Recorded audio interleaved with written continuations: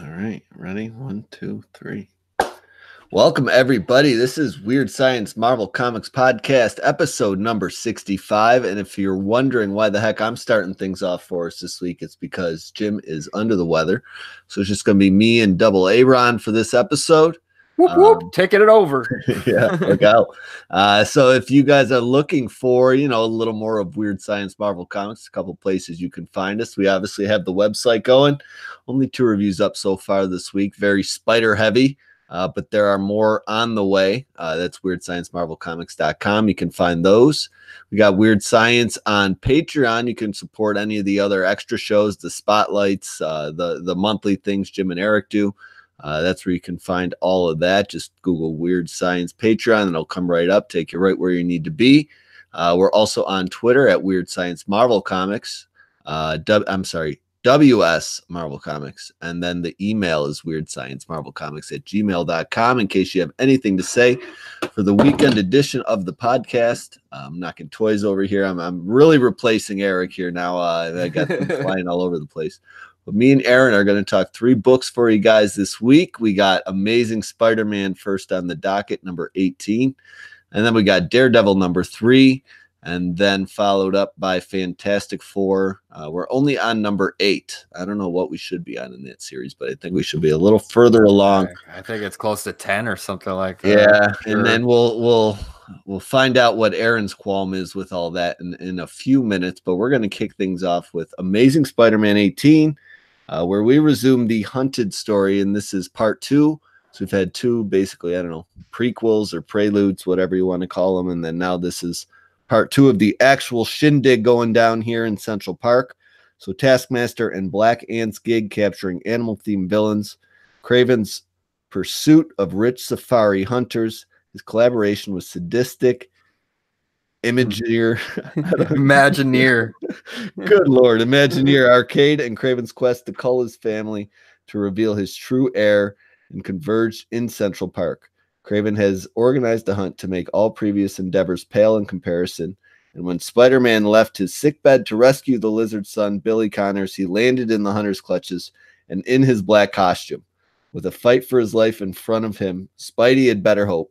There's nothing else on the periphery he's missed. We got Nick Spencer as the writer, Roberto Ramos on pencils, Victor Olabanza on inks, Edgar Delgado and Eric Arcianega on colors, and VC's Joe Carmanga on letters. And this thing starts off. As soon as the last sentence hit on that blurb, I knew exactly what was going to happen in this comic. What, Spidey had better hope there's nothing else going on in his periphery, and we're just going to get all other nonsense. I'm like, there's going to be Centipede, dude. Yeah, see, I don't even usually, if it's a book like, I'm fully invested in one I buy, like this title is, I don't usually have to read that beginning part. It's kind of some of these other ones we just only read for the podcast. They usually kind of rely on that a little more to remind me of things that don't stick in my head as well. But I normally don't read them either, but with so many books that I read, that it's kind of hard sometimes to remember. I just like to get the brain firing on all cylinders, read that little blurb, unless I'm reading it back to back. And then sometimes I've noticed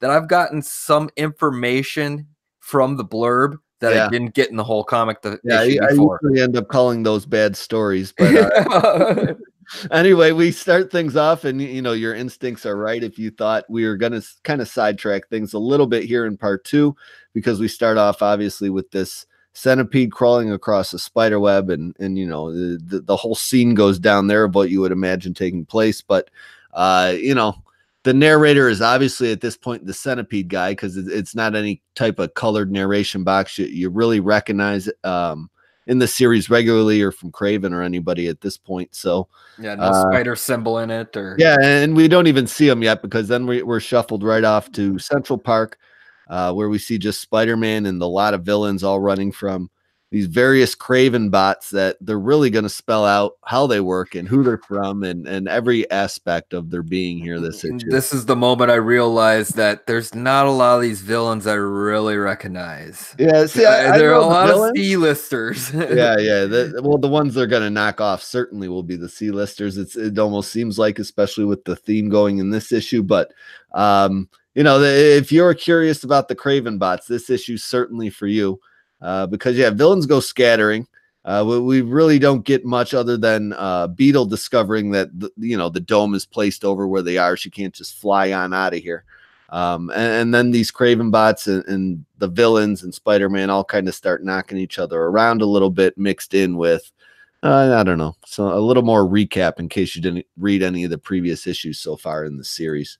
Yeah. And then we're off to arcade. So I mean, we don't get any Kraven throughout this entire issue. It's a very arcade heavy and Centipede Man heavy issue towards the end. Setting up the B plot, basically. Like these robots are here to fight the villains and Spider-Man, any of the animal avatars, if you want. It's also a kind of a bit more recap as well, because Arcade was in the series previously when Tall Man was lingering around, and he introduced that whole trap room. Tall Man had Spider-Man and Jonah in at that point in time. So it's a little more recap of just Arcade establishing he can do all this nonsense, working behind the scenes, usual Arcade nonsense. Yeah, so he's got a VR virtual reality system going here for all these rich hunters Kraven's recruited to this game. He's playing in Central Park, which is these Kraven bots going after Spider-Man and these various villains. And the first one they get as really the demonstration of what's going down here is Iguana, and he gets taken out. So R.I.P. Iguana. It was nice while it lasted. I don't understand why this has to take place in Central Park, though. Yeah, I don't know. You think if you're able to capture all these people, you think you'd like transport them out of Central Park, make it a little less known or something like that. But this definitely whatever. Is drawing a lot of attention, because we even see Captain Marvel at one point like mentioning how this is a barrier she recognizes but took forever to break through, and so we get all that Secret Empire tie-in. And it's just a slight tie-in. It's just enough to keep the real comic book purist at heart down, basically. I do like the idea about the VR bots and how these rich people can control them to basically slaughter all the villains and anything they want to do.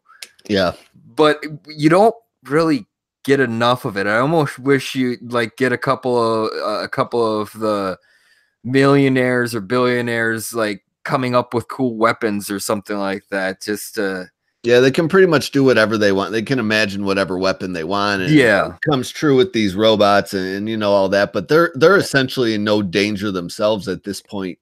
But I mean, like the one guy takes and imagines a bar in his hand. Another guy later on has got like a whip around Rhino's neck. I mean, and some arrows being shot. They're really not imaginative for their weapons at all. I agree. There's no like giant alien blaster. I mean, it's like M14s. I mean, there's nothing really. Maybe they're limited to weapons Kraven gives them in like their R2 menu, I don't know. Arcade pretty much spells it out. Like you can create anything your imagination desires, and it'll just be teleported in your hand. They're rich people. They don't got an imagination. They just buy what they want. But anyway, then we're off to just seeing Mary Jane, kind of, a callback to older Kraven stories of just remembering how she deals with these situations when Peter's, in trouble and she's just trying to kill time until he hopefully comes home safe.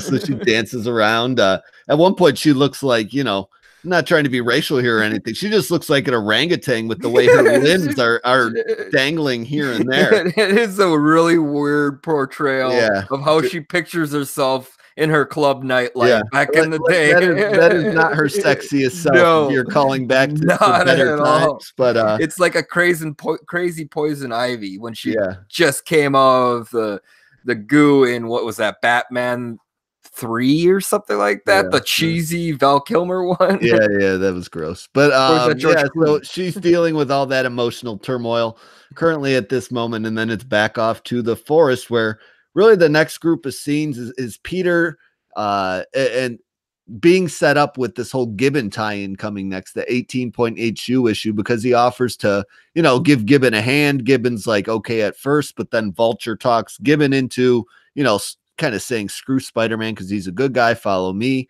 But that was all just a setup for Gibbon to get captured, because one of the two of them had to go and he's faster than Gibbon. So yeah, we'll find out how that all wraps up in the tie-in issue coming up. I don't know. Really, that's what the tie-in issue is about. Yeah, well, that's kind of why I have no connection to Gibbon whatsoever. I don't really care. I only know that because I did the solicit show for the podcast, so I knew that was all coming up. But yeah, I mean, that's essentially the purpose of that entire scene, is to set up the tie-in for the Gibbon.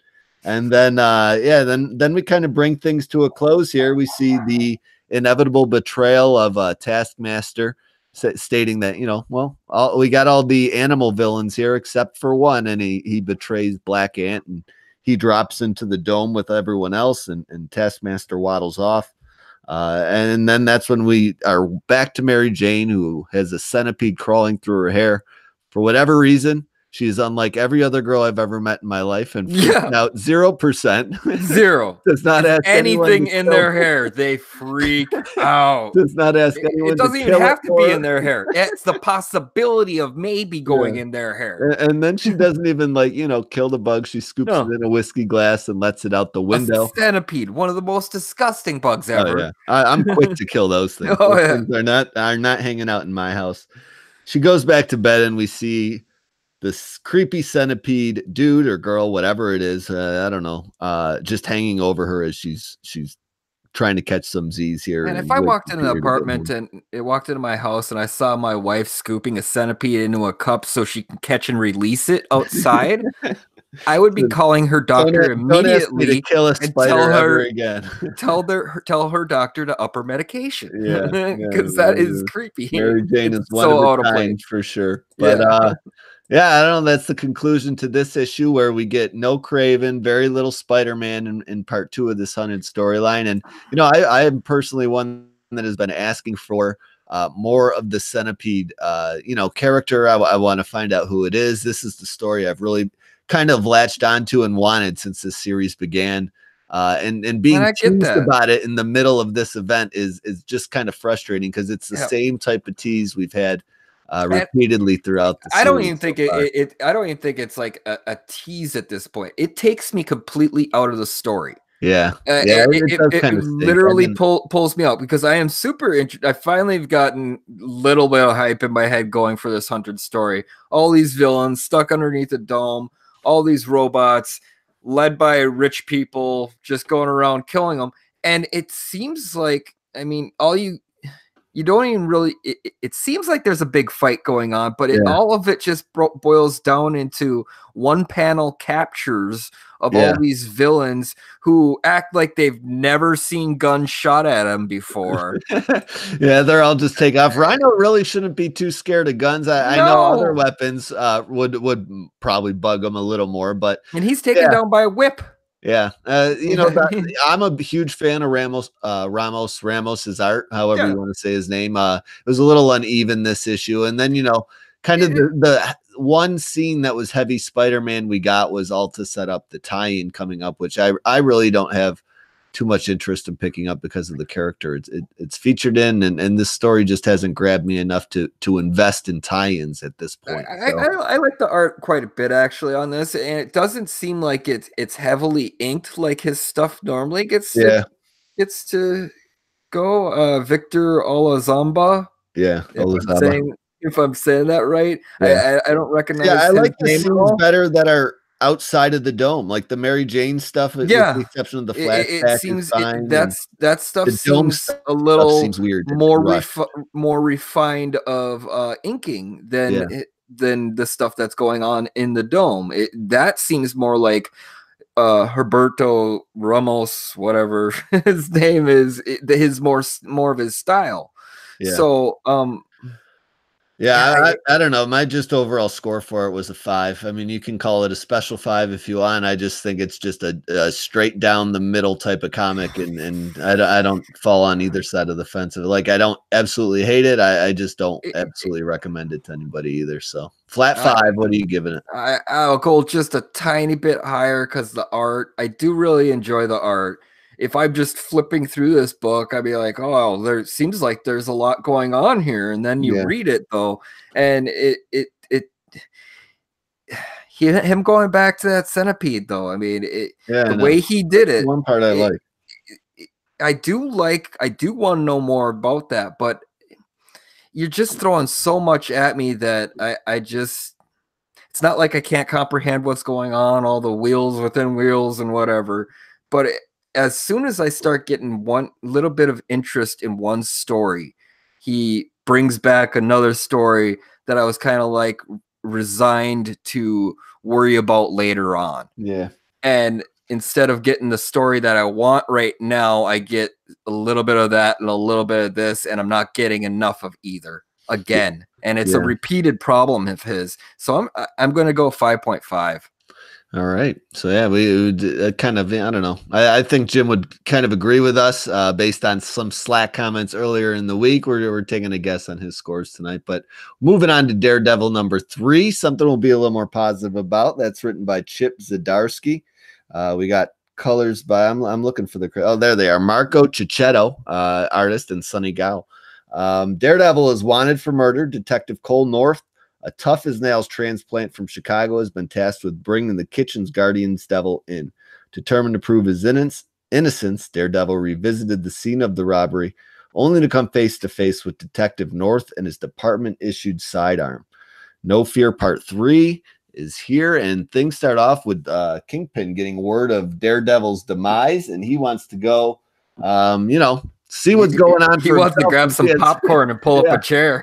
He has nothing else to do, and he has nothing to do with this. He just wants to check it out and see how his old buddy goes down once and for all.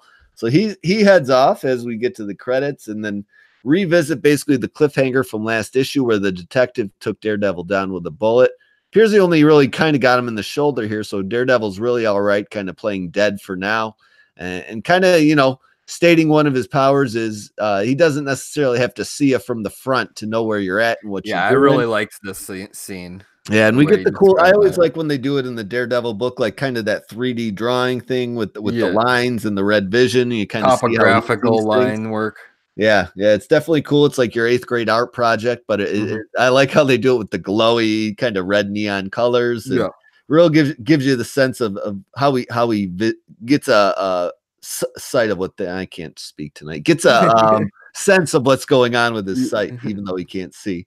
But yeah, the detective comes up behind him, and Daredevil kind of looks like he kicks him straight in the nuts because the guy goes down pretty good and hard. I'm pretty sure he does actually. He kicks the gun out of his head and then kicks him in the nuts.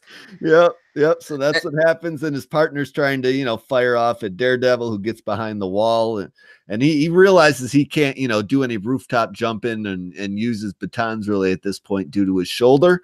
Even though he seems to have one good shoulder and one bad shoulder, but he's not going to risk it, and he's trying to go undercover on the ground. Always has one good shoulder, one bad shoulder. Yeah, you should be used to it by now. You should, just suck that bullet out with maybe the magnet on your baton or something. But off he goes. He's trying to get in disguise, and he ends up getting spotted by the detective, which I thought was kind of a really cool way they showed it with the art. He's checking out kind of the people's shoes, and he spots Daredevil's red shoes, so he can then report over radio what he's now wearing as the undercover disguise of Matt Murdock at this point. So he also knows now that he has red hair. Yes. Too, so. Yeah. He's that might come back an ID on Daredevil's identity a little bit, at least from the back. So Daredevil pulls the mask back on, and he's back off on the chase. So we get a little bit of a chase issue here. He eventually does get surrounded.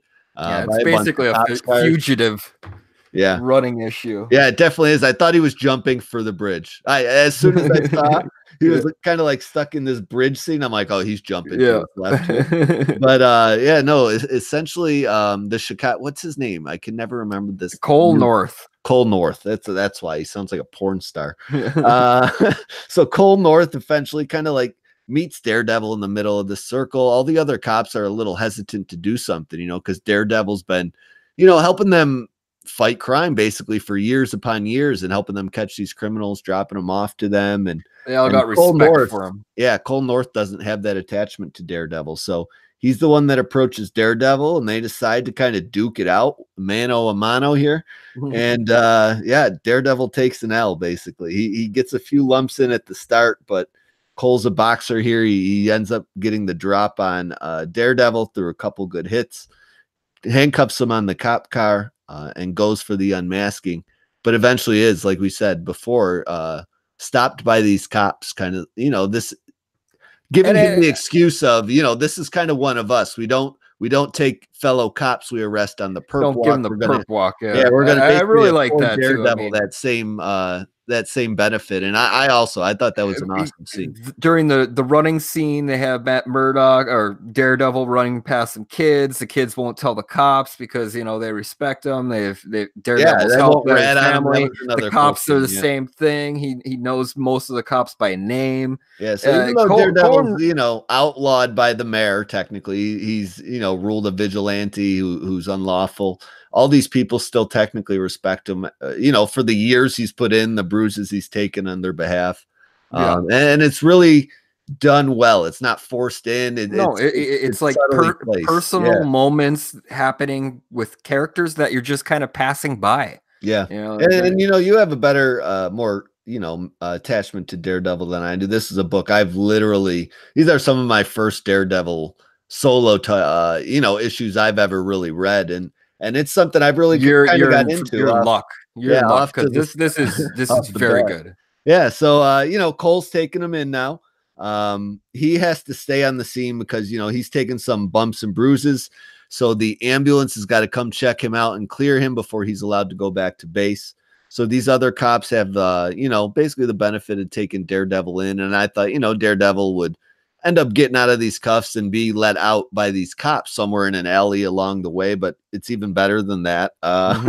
It's pretty cool scene with Kingpin just kind of waddling off because he doesn't really know what to do with himself. He thinks Daredevil's finally caught, so he's just gonna go to leave before the reporters get there. Yeah, he's gonna go generate a statement with his lawyers. And then these cops that are taking Daredevil in, they suddenly just start getting bombarded by obviously bullet fire. They're taking cover. Everyone's taking cover. All the cop cars are getting shot up.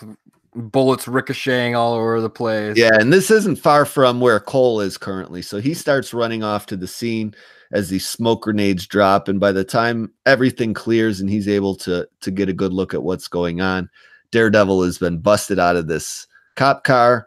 And we eventually find out in the end it was done a la the Punisher. Which is a pretty cool scene because he's like kind of welcoming Daredevil to the club since he's now quote unquote killed somebody.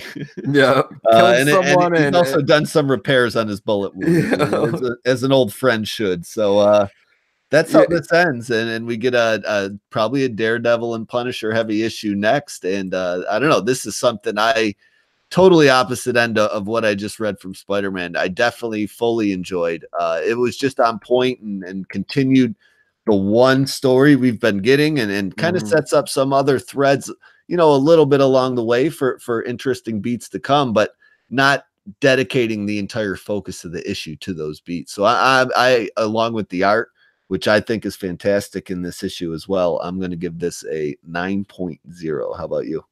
I'm going 9.5 on this one. I absolutely loved it. Shadow's artwork is just stunning as usual. I love Chip Zdarsky's idea, or I don't know if it's exactly his idea or if he read it in one of the other Daredevils previously, but the idea of having the whole world, everywhere around you is your eyeballs as Daredevil. You can see it behind you, to the side of you, everywhere.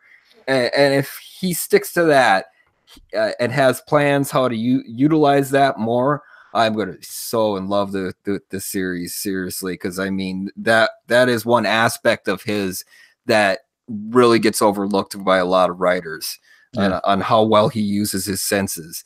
So definitely a 9.5. It's a huge buy for me. The interpersonal workings of all the side characters, just regular everyday people in this book, is really what gives Daredevil his heart, because he's out there with the people on ground level all the time. Yeah, I think he did a great job of showcasing this issue, especially with the different people throughout this city that he's familiar with, just the kids that kind of respect him, kind of just gangs of kids that he helps out, and like all the way up to the cops, like, so even the people protecting those people he helps out too. So everybody looks out for Daredevil, and it was really showcased. Even the Punisher. You can feel the thought given into this issue. Yeah. No, I really, the cliffhanger is something that it genuinely gets me excited to read next issue. And I was really enjoying this issue, but by the end, I was super excited, actually. Yeah, so I like where it's going, and the continued adventures of Cole North after Daredevil, you can sign me up for. So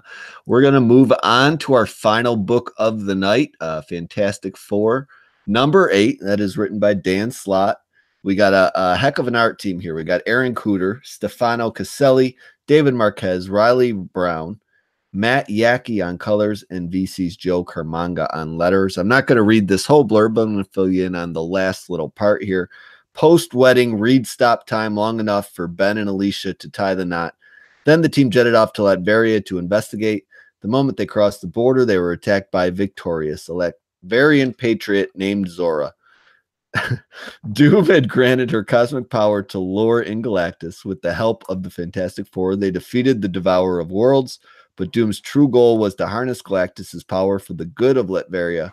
Before the Fantastic Four could stop him from subjugating the World Eater, Doom sentenced them to death. And that's where we pick up this issue. We see Doom and his people very busy at work. It looks like they got all sorts of oil pipes running off of Galactus in 24-hour span. Yeah, I know. It was almost like he had people. Is that Mario on the front page there? Yeah. This was a well-organized mission by Doom and everybody. Yeah, he's been stockpiling pipe work for a while. So they're making great progress here, and we got Victorious overlooking the entire thing. She's supervising everything as Doom kind of just narrates the events going down, because he has all Fantastic Four members currently in different customized prison cells, kind of as a way to torture them into, I don't know, really just rubbing it in their face in a way before he just banishes them once and for all. It almost seems like he just wants to keep them, just to rub it lord over them. Yeah. So he visits Reed first. He's got Reed stretched to the max in this cold room, and basically if Reed tries to, I don't know, do anything, essentially he's going to shatter into a million pieces. And this is just Doom being braggadocious to each of the Fantastic Four in just different ways. He, like a dummy, ends up showing Reed his plan. I don't know why he hasn't learned to stop doing this after maybe the 4 millionth time he actually does, but it eventually comes into play later on, I'm sure. He then jetsons off to visit the Thing, and I actually think I like the Thing's trap the best, where he's like, basically, I know I can't really design something strong enough to keep you, because you're going to dig down deep enough to eventually get out of whatever I put you in. But this one I put you in, if you get out of, you kill your other 3 teammates. So I thought that was a good twist. Probably my favorite of the ones that he came up with for the Fantastic Four, because frankly, I just don't understand Sue's, and I think Johnny's is kind of lame, so he's just like in a tub of water. Yeah, it definitely adds a little gravitas to the whole diabolical plan thing, which I appreciated quite a bit, actually. Yeah, I like it too. I'm always here for Doom being braggadocious. And it's his biggest flaw. Yeah, definitely. So we visit the other 2 members of the Fantastic Four as well. Like I mentioned, I think their traps are a little more lame than the first 2. Like all his ideas ran out on Reed and Thing. And then he just came up with some lame ones for the other 2. But put him in a tube of breathable water. Put her in a noise chamber. I guess. I don't understand. I don't know why she just doesn't punch the speakers out. I thought at this point where Johnny gets visited by Victoria, she would actually like provide him like a key or something, or some way to break out, because he kind of helped her. But she, is much along the line of Doom, finds that to be weak of him. So we continue on as Doom's rubbing it in everyone's face before we go off to Franklin. And Franklin is having bad dreams of that villain we initially got peaks of from the you and me both, Franklin. You and me both. I'm like, I have nightmares of ever seeing her again in this comic, and they've now come true. So here we are. Yeah, she's trying to torture him by like killing all the creatures, billions of creatures he's created. Yeah, in the multiverse, right? Yeah, I guess it's either a bad dream. I don't really think it's a bad dream. I think she's just trying to communicate to him, yeah, to screw with him. And then he wakes up with blue hair. He looks like Papa Smurf here. Remember he dyed his hair a couple issues back. See, I don't remember that, but I guess so. I'll take your word for it. He died. I remember him dyeing his hair, and then they whisked him off over to Aunt Petunia's house. Yeah. So he kind of has like a forced, teenage moment after this bad dream where he wants to go take a walk and kind of has a mean moment with his blind auntie here. And she's all distraught because he's really never kind of done this before. Well, we also get glimpses of these goblins, and I think these goblins are the ones kind of making him act a little crazy, to be honest with you, lately. Making him they're probably transmitting that message to him or something. Yeah, I think they're behind this blue hair too, because that's nonsense. I mean, come on. But well, anyway. Just you wait, you'll be experiencing it. Yeah, the fact channel is our next visit as we see the report get interrupted by Doom once again after the reporter basically coming on the air to say they'll never be interrupted again. They're interrupted by Doom. That generally got a laugh out of me. Yeah, I enjoyed it too. Doom, who basically is here to rub in the world's faces. He has the ultimate power supply, the power cosmic. He's going to use it to go to space and take humanity to its max potential. And at this point, he's showing everybody how he's going to knock off the Fantastic Four in a pretty gruesome battle. He warns everybody, put your kids to bed because this is going to be ugly. And then we just, we have everybody out looking for Franklin. He eventually runs into, I don't know who this weird kid is. Do you know? She comes out of nowhere. It's got to be, I don't know what this is. No, I don't recognize her at all. Okay. Yeah, I thought maybe you had a little more Fantastic Four history than I did. Franklin also kind of seems confused to and throw it out there he says, and Wendy, nice hair by the way. Like she tries to just, play off that thing like that Seinfeld episode where George wasn't sure if he got the job or not, so he's just going to show up and act like he did, and until somebody said something. That's kind of what this girl is doing. She's just showing up, pretending they're friends. And it says CFF 239, so maybe she had some other point. I just kind of took her as maybe it was one of those gremlins projecting this image of Wendy or something like that. I think everything's tied like he was pretty like good to go, like, yeah, I'll go hang out with you. Maybe that's the teenagers talking right there in him. Yeah, who knows? We'll see. But then we're back off to Latveria where the Doom situation is hitting a fever pitch as he's about to hit this button to make the Fantastic Four go kablooey. Sue uses her power to make it invisible. I don't know if invisible also means it disappears from where it's at, because it doesn't. That's apparently what it does mean in this comic book, though. The one part you did miss, though, is Reed told Doom that he miscalculated again. Yeah. Yeah, so essentially, Doom's going to blow up the entire Earth by his miscalculations. Even though he's trying to kill the Fantastic Four, they're essentially trying to help him, and they make this buzzer disappear so he doesn't kill them. But they also do something rather rude to the poor man as they strip him butt naked to the core, it seems, as we end the issue with Doom's face and body all scarred up being broadcast to everybody, which we know he is not a huge fan of. He is very vain with those looks. And I'm a fan of the cliffhanger. I'm a fan of what's going on here. I don't know. The humor it hit better than it has in previous issues. I think the only part I feel like is just underspelled a tad is the whole Franklin scenario. Like, I'm not really sure what's going on there. I see these goblins. I don't know if they're tied to that villain from the first arc or not, or if there's something. Yeah, I'm pretty sure they're. I'm pretty sure kind of like her little spies. But we weren't huge fans of her. I don't need another story involving her so soon. Yeah, but I'm digging this Doom stuff in the meantime, and I'm going to give this, along with the art, which kind of had a group effort, but I liked it more than I didn't like it. I'm going to give it an 8 and give it the benefit of the doubt here. How How about you? I'm going to join you with that 8, actually. Aaron Kuder's art, I've always adored Aaron Kuder's art. I'm really loving it on this. It has that imagination spark to it that an FF book needs. Yeah.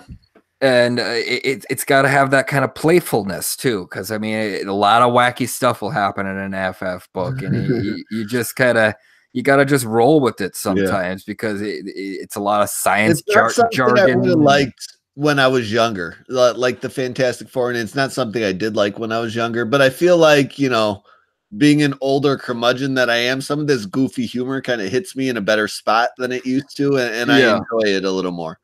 Yeah, for sure. And whenever other robots are repeating Doom's orders, I love it. So, I mean, right, it won me off the bat right away with Victoria's flying in, and she's saying, "I must see Doom, and the master is busy, cannot be disturbed right now." And she's like, "He ordered me to do it."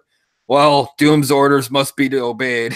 So they're going against one Doom orders to obey a different Doom order that wasn't directly from Doom, but you know, it's just it has that spark that's been sorely missing from this book, and I hope Dan Slott continues with it, because it doesn't have to be brilliance. It just has to be fun. Fun, and give me your all. Tell me you're trying. Yeah. And that story arc did not. Yeah, I know. Yeah. We don't need any more of her. If that's a one shot, I can tolerate. She's got a good visual though, so I can understand. Cool. I like the way she looks. I agree there. It almost reminds me of like that uninteresting. Yeah, it almost reminds me of that the vampires from Spider-Verse in a way. Yeah. More Loon and all those clowns. Yeah.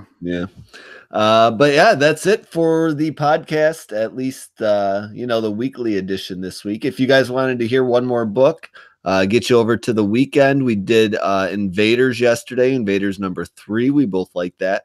A little down from issues 1 and 2, but Jim did still say he would marry the series at this point if he was presented the opportunity to do so. So that's a ringing endorsement if I've ever heard one. But yeah, if you guys are again looking to reach out to us, again, the website where we'll have the written reviews, WeirdScienceMarvelComics.com. The Patreon has a whole bunch of extra shows. I'm a member, Aaron's a member. You get in on the Slack, you can talk to a whole bunch of people as get in on Hulk Marines. Yeah, that's you out this week too. On the Hulk Marine talk. That's at Weird Science on Patreon. At WS Marvel Comics is the Twitter account. And then Weird Science Marvel Comics at gmail.com. If you guys got anything good, bad, indifferent, whatever you want to say, that's where you can say it and hear it on the podcast on the weekend edition. So we are signing off to you guys. Hope you didn't miss Jim too much, and we did a good enough job that you made it to the end here, because we did like 2 of these 3 books a heck of a lot. Spider-Man needs to rebound a little bit. I think I'm going to like Spider-Man more when we end The Hunted than I am while The Hunted is going on. But yeah, you keep telling yourself that. Yeah, I keep dangling the carrot just further in front of myself to keep buying the book. So, all right, we're out of here. And next week we will talk to you guys. Peace out. Later.